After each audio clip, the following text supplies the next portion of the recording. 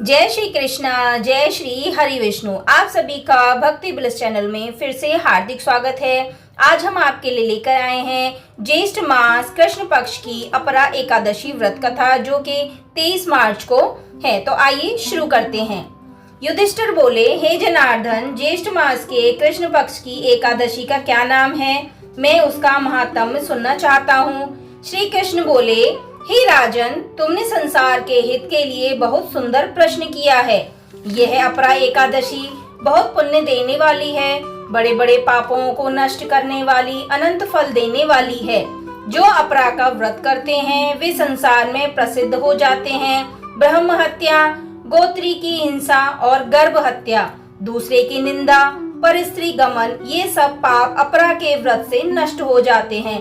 झूठी गवाही देने वाले, झूठी प्रशंसा करने वाले, झूठ बोलने वाले, मिथ्या, वेद पाठी, ब्राह्मण और ढोंगी रचाने वाला ठग, ज्योतिषी, कपटी, वैद्य सब नरकगामी होते हैं। परंतु राजन, अपरा के सेवन करने से ये पाप छूट जाते हैं। जो क्षत्रिय युद्ध से भाग जाता है वह घोर नरक में पड़ता है। हे राजन, अपरा का व्रत करने से वह निष्पाप होकर स्वर्ग को जाता है। जो शिष्य विद्या पढ़कर अपने गुरु की निंदा करता है वह बड़े पातक से युद्ध होकर नरक को जाता है। अपरा का सेवन करने से वह मनुष्य भी सद्गति को प्राप्त होता है। हे राजन, मैं अपरा की महिमा कहता हूँ, उसे सुनो। कार्तिक की पूर्णिमा को तीनों पुष्कर में स्नान करने से, काशी में शिवरात्रि का व्रत करने से, गया में पिंडदान करने से, सिंह राशि में, बृहस्पति में गोमती नदी में स्नान करने, कुंभ में केदारनाथ के दर्शन करने, बद्रिकाश्री की यात्रा और उस तीर्थ का सेवन करने से, सूर्य ग्रहण कुरुक्षेत्र में हाथी, घोड़ा और सुवर्ण का दान करने से और यज्ञ में सुवर्ण का दान करने से जो फल मिलता है वही फल मनुष्य को अपरा के सेवन से मिलता है। अर्ध प्रसूतात गौ, सुवर्ण और पृथ्वी दान करने से जो फल मिलता है वही फल मनुष्य को अपरा का व्रत करने से मिलता है। यह पाप रूपी वृक्ष को काटने के लिए कुल्हाड़ी और पाप रूपी ईंधन को जलाने के लिए अग्नि के समान है।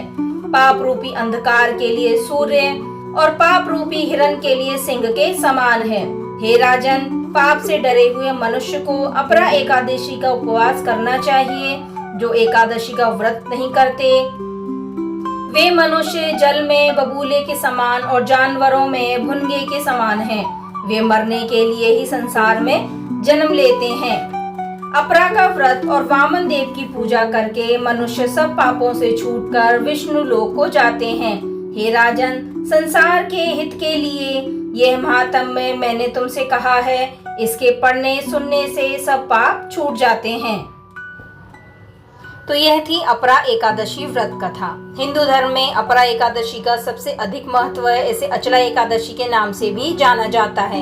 मान्यता है कि इस व्रत को करने से मनुष्य को अपार पुण्य की प्राप्ति होती है और उसके बड़े से बड़े पाप भी नष्ट हो जाते हैं। इस व्रत के पुण्य से ब्रह्म हत्या, गौ हत्या और परस्त्री गमन जैसे घोर पापों से भी मुक्ति मिलती है। अपरा एकादशी का व्रत रखने से मनुष्य संसार में प्रसिद्ध होता है और उसे धन समृद्धि और यश की प्राप्ति होती है। यह व्रत पितरों को शांति और मुक्ति दिलाने में भी सहायक माना जाता है। मान्यता है कि इस व्रत के प्रभाव से मनुष्य को विभिन्न प्रकार के यज्ञों, दान पुण्यों और तीर्थों के दर्शन के समान पुण्य प्राप्त होता है। तो यह थी अपरा एकादशी व्रत कथा। यदि यह कथा आपको पसंद आई हो तो अपने फैमिली फ्रेंड्स के साथ ज़रूर शेयर करें। मैं मिलती हूँ आपको अगली वीडियो में निर्जला एकादशी व्रत कथा के साथ। तब तक के लिए राधे राधे, जय श्री हरि विष्णु।